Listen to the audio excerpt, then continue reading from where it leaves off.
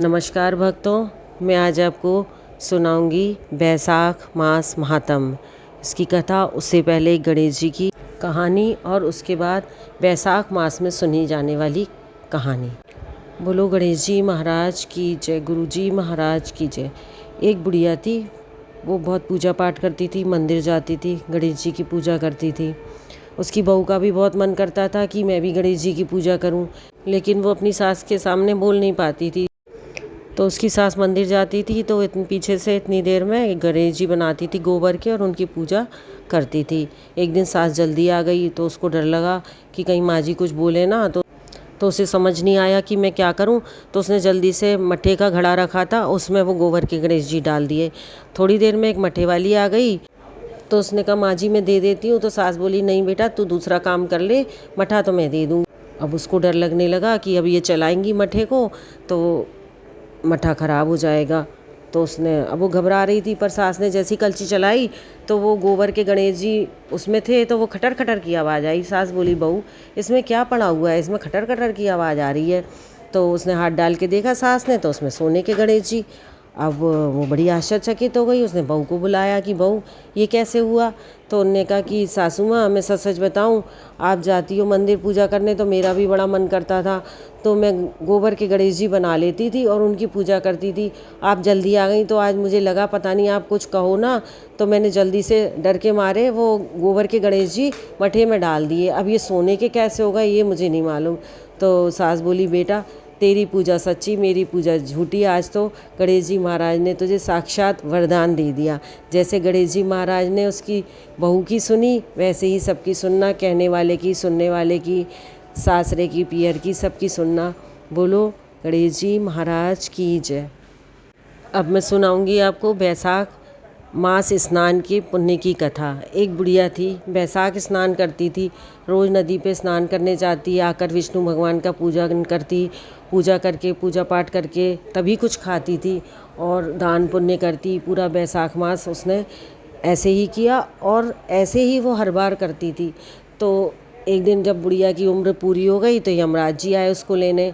तो बोले चल बुढ़िया, उनने की कि हाँ मैं चली तो चलूँगी, पर तुम मुझे कहाँ ले जाओगे, नरक में ले जाओगे कि स्वर्ग में। उन्होंने कहा कि देखो तुमको ना स्वर्ग में ले जाएंगे ना नरक में ले जाएंगे, तुमने इतने अधिक पुण्य किए हैं तो तुम्हें तो हम बैकुंठ में ले जाएंगे। उसने कहा अच्छा, लेकिन मेरी एक बड़ी इच्छा है, उसको पूरी करोगे। तो बोले कि अच्छा बता क्या इच्छा है तेरी। उन्हें मेरी ये इच्छा है कि मैं नरक और स्वर्ग दोनों का दर्शन करूं कि वो कैसा होता है। तो यमराज जी बोले कि ऐसी अनुमति किसी को नहीं है स्वर्ग और नरक के दर्शन करने की, लेकिन तूने इतने पुण्य किए हैं तो हम तुमको दर्शन करा सकते हैं।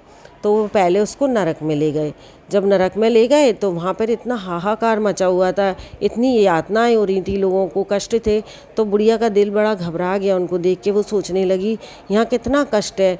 फिर उसकी निगाह ये सब देखते देखते ऊपर 100 फुट की ऊंची एक कढ़ाई पर पड़ी। तो उसने देखा उसमें से बड़ी सौंधी सौंधी खुशबू आ रही थी। खूब बड़ा बर्तन लटका हुआ था, बड़ी सौंधी सौंधी खुशबू आ रही थी और नीचे जो लोग थे वो भूख से छटपटा रहे थे। तो बुढ़िया ने कहा कि आप लोगों को इतनी भूख लग रही है तो आप ऊपर वो खीर को खा क्यों नहीं लेते हो। तो उन्होंने कहा कि हम उस खीर को, वो इतनी ऊपर है कि हम खा ही नहीं पाएंगे, वहाँ तक पहुँच ही नहीं पाएंगे।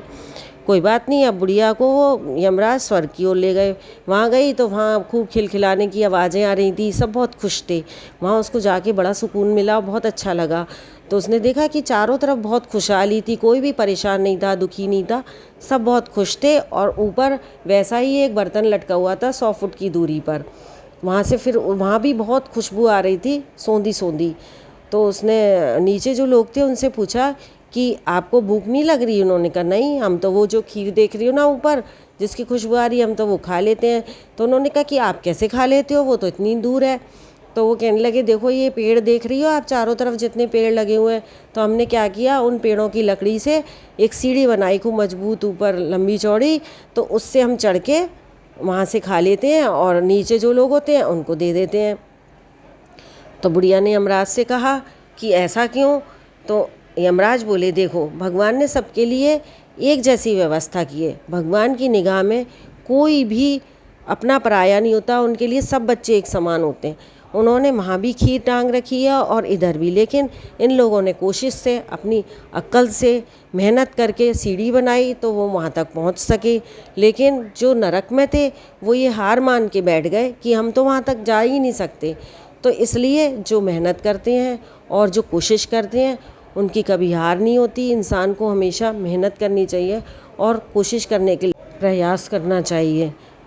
यमराज ने उनको ये समझाया। अब बुढ़िया बैकुंठ लोक को चली गई।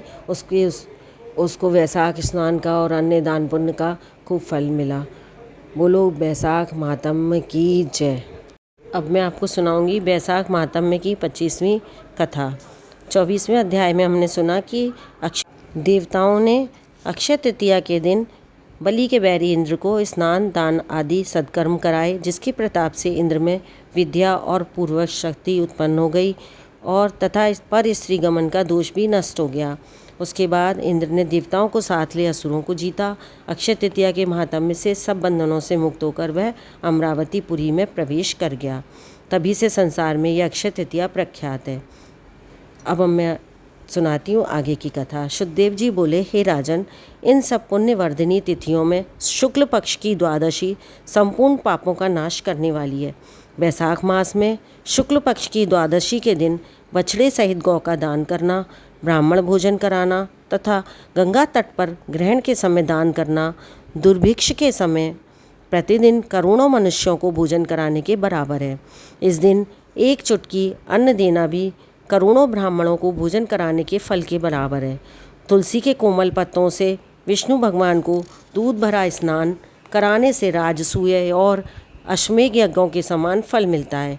चंदन आदि का दान सायंकाल के समय करने से आने वाली व्याधियों से सदैव मुक्त रहता है।